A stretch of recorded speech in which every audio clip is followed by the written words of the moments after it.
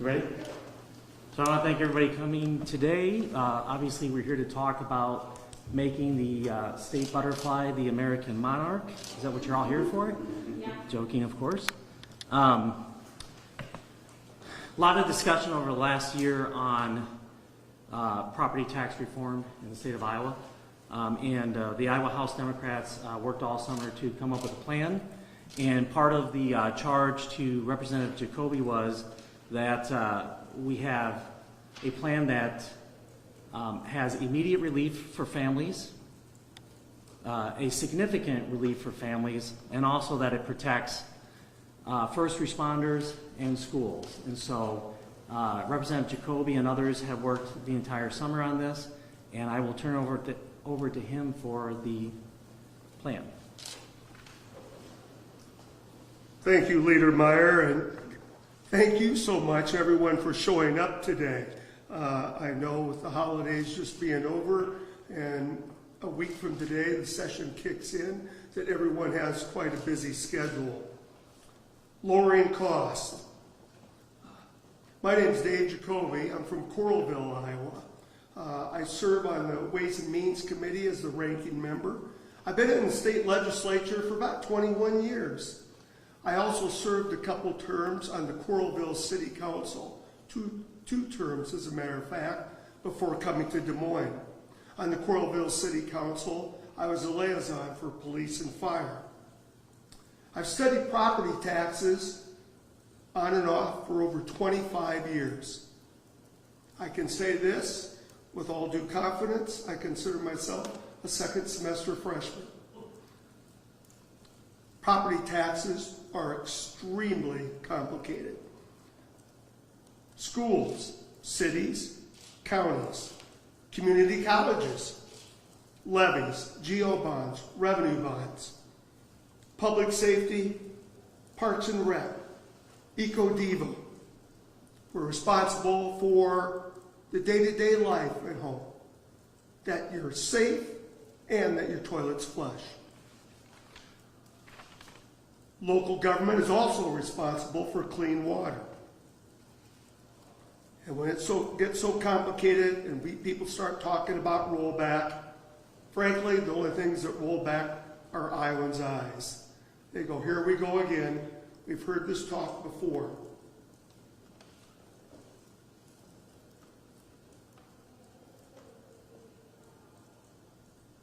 The state must finally meet its obligations.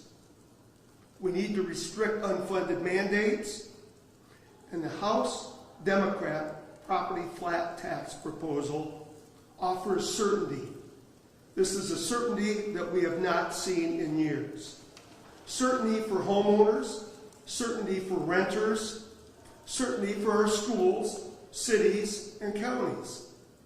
It also offers our aging population the opportunity to stay in their homes and to stay in Iowa.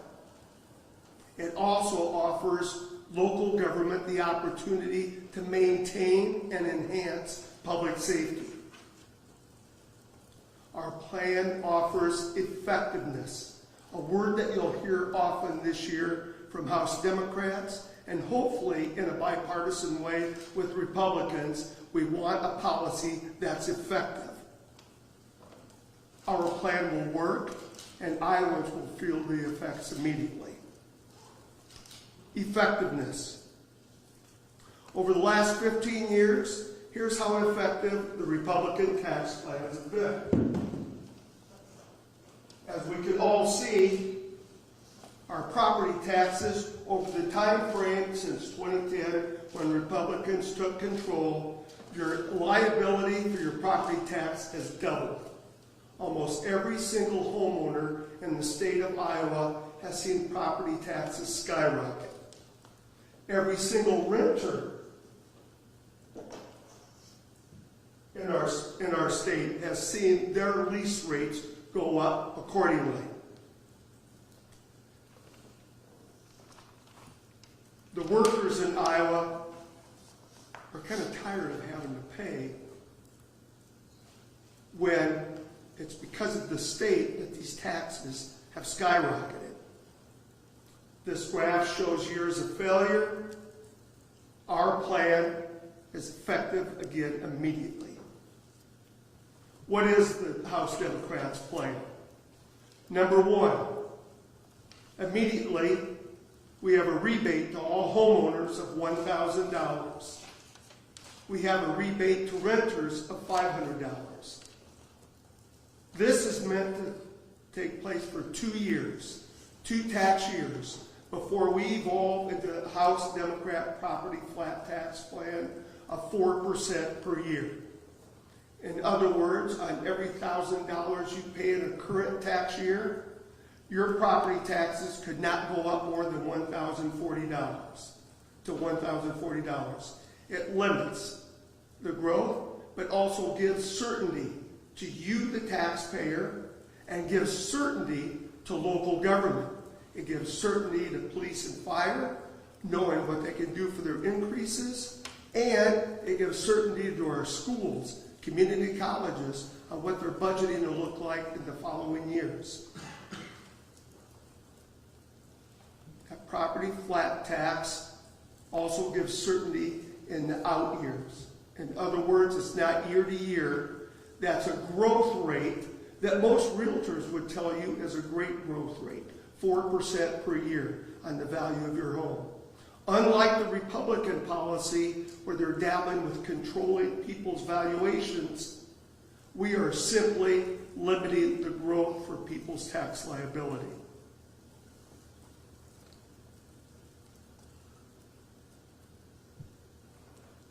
The thing I'm most excited about is our plan for the state to match the retirement benefits for all public safety.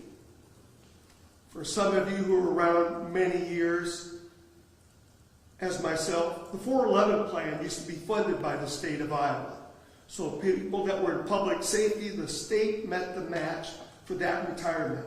What House Democrats are proposing is that the state covers the retirement match part of all public safety, police, fire, and EMS. This also offers an opportunity for local governments to include volunteers, volunteer firefighters, volunteer sheriff deputies, and volunteer EMS. And last on our list, but important to hundreds of thousands of Iowans, is to freeze seniors' property taxes. Not by means, not by formula, simply by age. We will freeze your property taxes so that you know what your property taxes are going to be in the out years, and that you can stay in your home. Many seniors would like to stay in their home. Many people would like to move, but they can't afford the property tax liability if they move up. This way it offers certainty that we will also open up the housing stock in Iowa.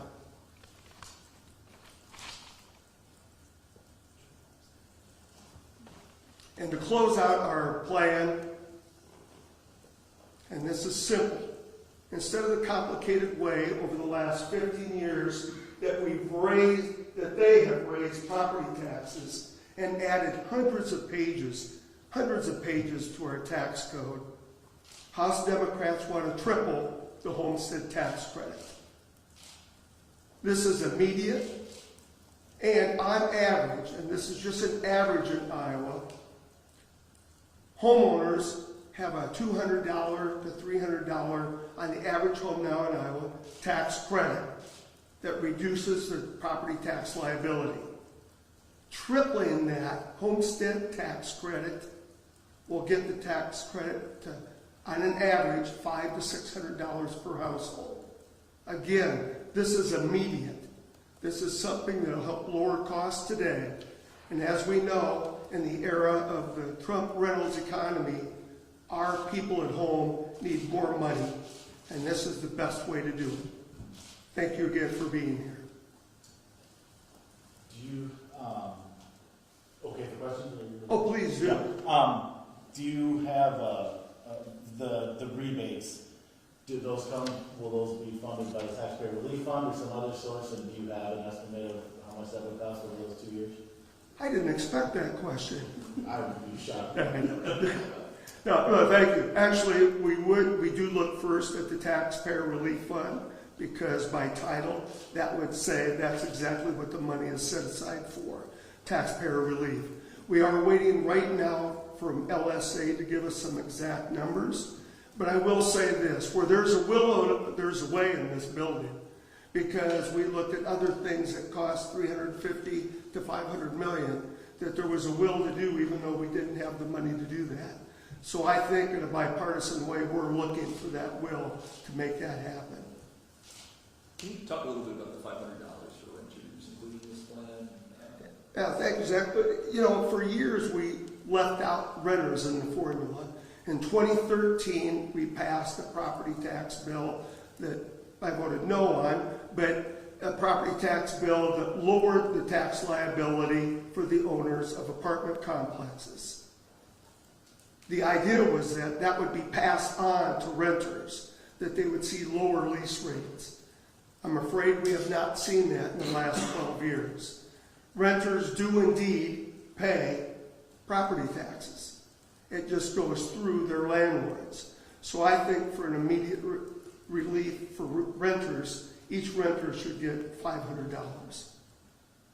Could you explain the flat part?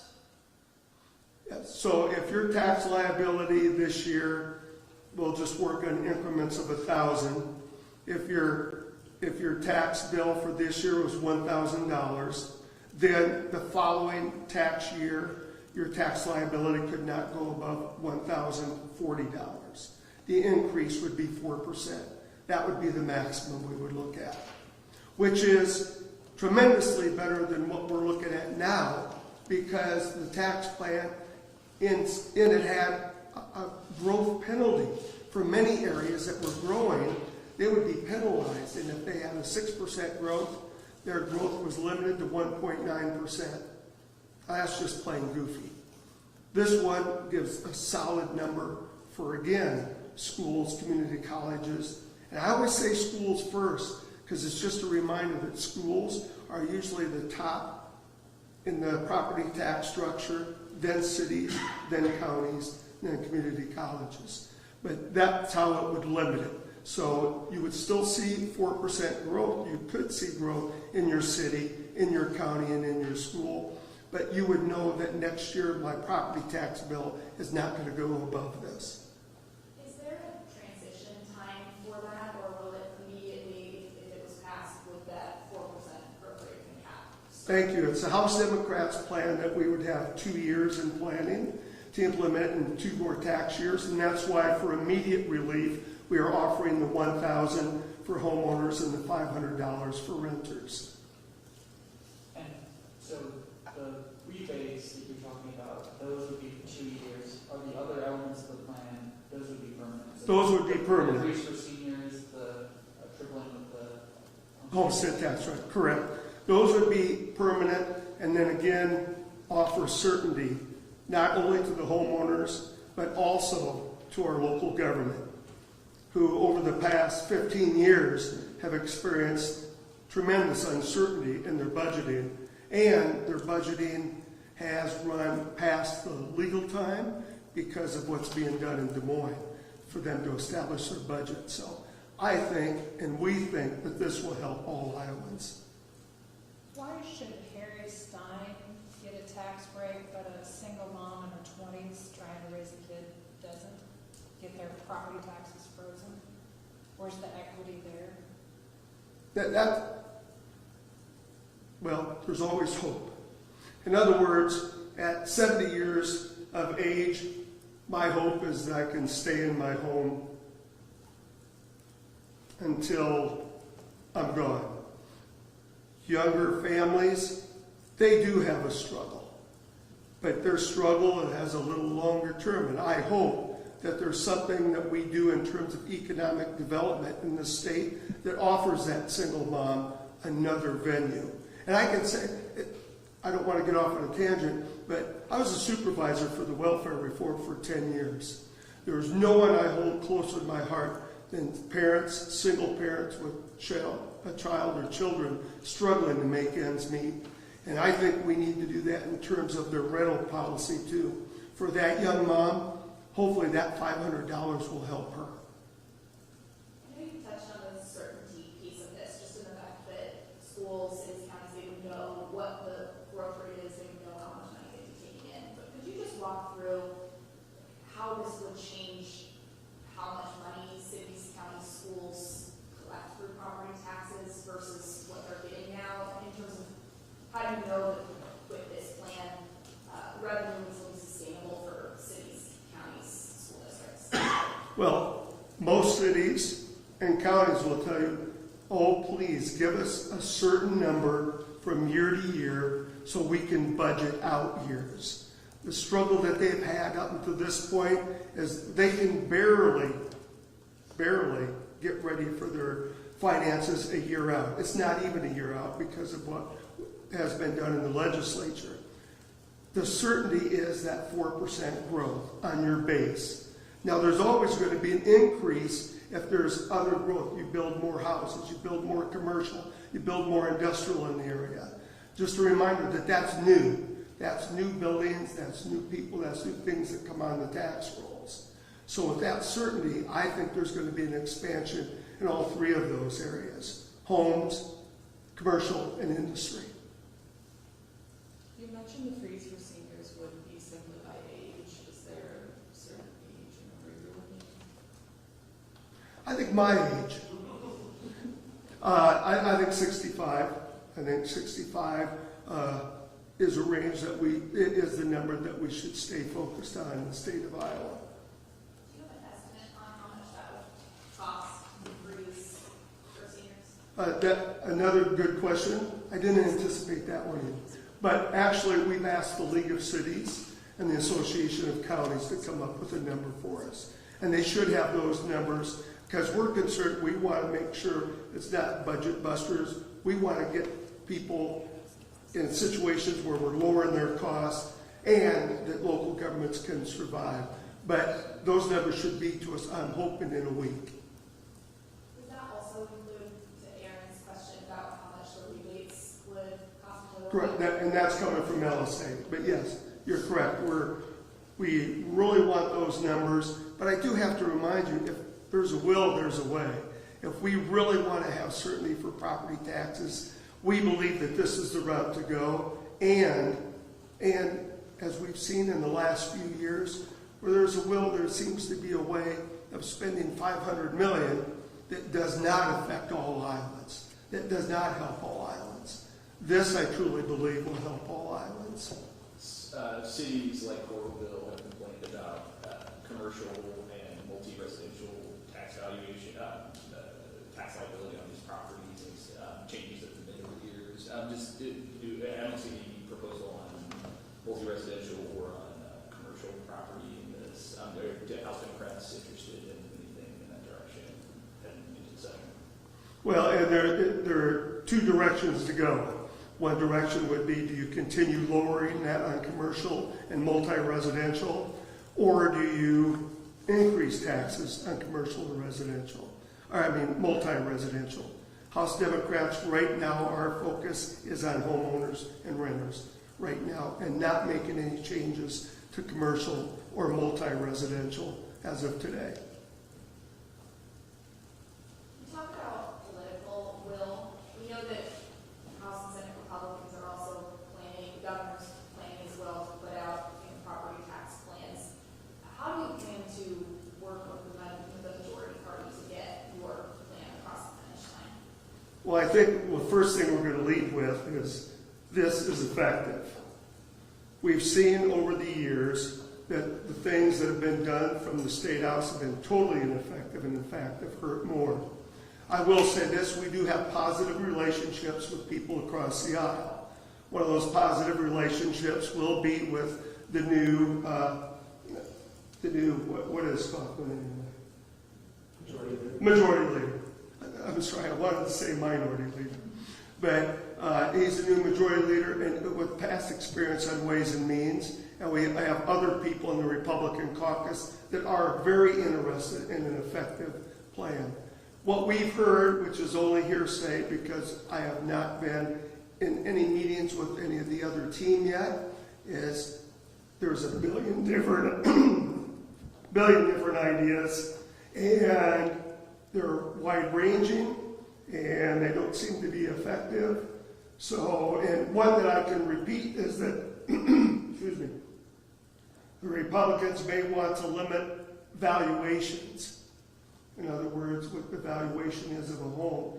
I go, that's, and I don't mean it to be political, because the problem with being political is it's all about politics, is they want to restrict valuations, which is the biggest point of communism you'll ever see. If you're telling people that your house can only be worth $250,000, you're saying that you're controlling valuations. That's a very dangerous path to go. So, and that's the only thing that I've heard from the other caucus that they're looking at doing. There's also discussion from the other caucus about removing rollback. Now, to be honest with you, rollback sets your taxable valuation at about 50%. I believe we're at 44.64 right now percent, but that immediately cuts your property tax liability in half, and their discussion is to eliminate rollback and somehow make up for it, but that is economically impossible. 3 of the 4 of you, I think, served locally before here, Larry? Yes. You did, right? I ran it, Yeah, try not to. Thanks for bringing that up. Sorry. Sorry about that. Yeah, Sean's election record is 5-1, but thank you for bringing up the one. How about I say you've all shown interest in representing at the local level.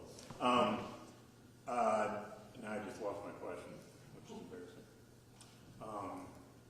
If you were a government official, what would be your reaction to this? Yeah, that was half my thought, but do that first.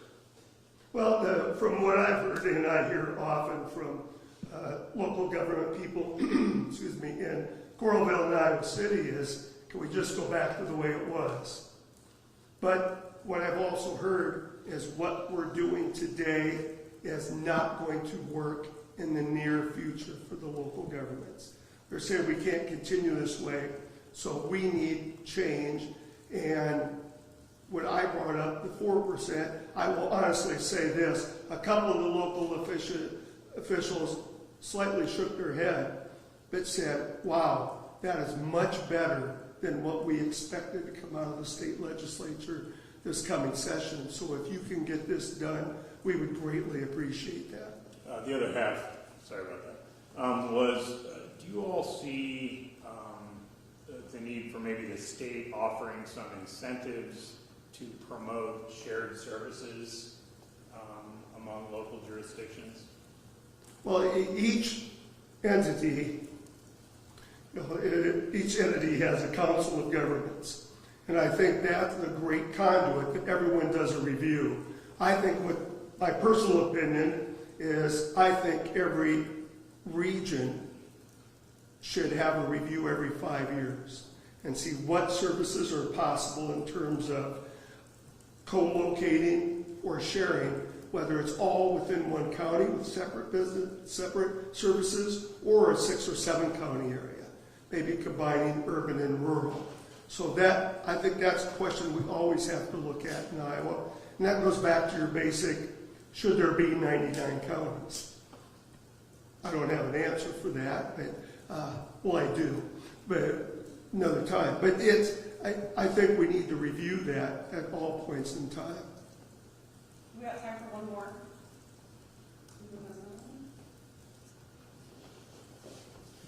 Well, good. Then I'll close on unfunded mandates, which is not in my notes. Oh, Did you have I'm very sorry. I just wanted to ask, with the freeze for seniors, especially in smaller communities, rural communities where that might be, a lot of residents might be older, do you see it having, a negative effect on those smaller communities if they don't have the base elsewhere to make up for that?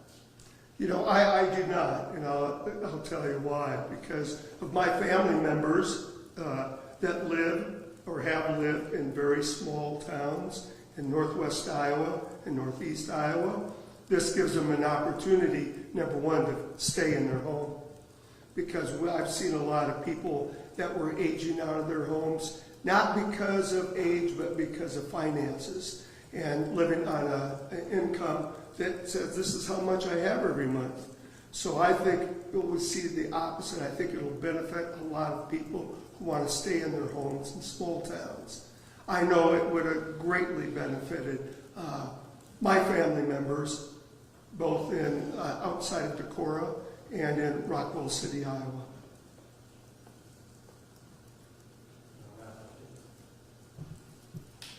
I just want to thank you so much for being here, and if you have ideas on property taxes, we are always open to hear it too.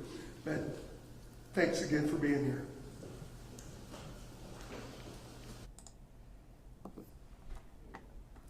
Good morning, and thank you so much for joining us here in the streaming studio. My name is Becky Phelps. If you tuned in a little late there, we have been listening to the Iowa House Democrats as they discuss their plan for property tax reform that they're expecting to bring up for the 2026 state legislative session. That starts very soon. It starts on January 12th. And this property tax reform plan that they pitched had a couple of aspects that will be more broken down by our Des Moines Bureau. In case you missed it, coming up in the TV9 Evening News, you can get a full breakdown of it. But one big part that they were emphasizing a lot, they want to freeze property taxes for seniors. And this is interesting because it's also something that's been discussed by state Republicans. Property tax reform has been an issue discussed for a while now. State legislative leaders brought it up last session a lot, but never got anything to Governor Reynolds' desk to be signed. Now for 2026, which is Governor Reynolds' final legislative session before she retires, she has made this a personal priority for her, and she is planning on releasing some ideas herself. That will probably come in her annual condition of the state, which should be coming up right around the start of the legislative session as well. So we should get more details. But she has also considered freezing property taxes for seniors. So a little bit of alignment already on some possible priorities between Republicans and Democrats on the property tax reform. Again, we will have more details on the presser that we just watched from the Iowa House Democrats coming up from our Des Moines Bureau in our evening newscasts. Thanks for watching.